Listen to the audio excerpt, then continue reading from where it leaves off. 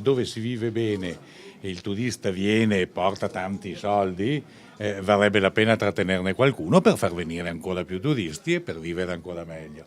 Invece ho la percezione che qualche volta lo Stato non capisca l'importanza del fatturato, se mi è permesso questo termine un po' volgare, del fatturato dell'azienda Turismo Veneto, che è la prima d'Italia, all'interno di quella che è la più importante azienda d'Italia, e cioè il turismo.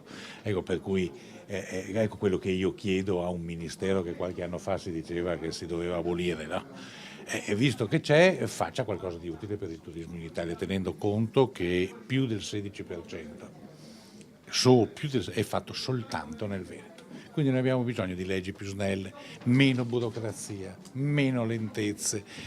Il turista è una persona che noi dobbiamo accogliere con il massimo del sorriso, che in fondo, insieme ai beni artistici, monumentali, ai panorami e tutto, il sorriso della nostra gente è l'arma più forte che abbiamo per convincerlo a tornare.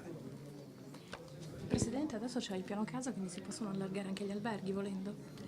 Spero di sì, anche perché dovete sapere che i nostri vicini, per esempio, lo possono già fare da tempo, non solo, ma lo Stato gli dà anche i soldi nostri, glieli dà per ampliare la loro ricettività turistica. Io il massimo che ho potuto fare finora è stato quello di abbattere un poco, i tassi negativi, i tassi di interesse passivo sui soldi che prendevano. Quindi una concorrenza assolutamente sleale, una concorrenza che ci ha messo in grande difficoltà, che nonostante tutto noi abbiamo retto. Ma anche con questa legge si potrà avere qualche vincolo in meno, e aggiungo, se ci fossero state meno stupidaggini imposte dall'opposizione, ci sarebbe anche qualche vincolo in meno e qualche libertà in più di competere meglio.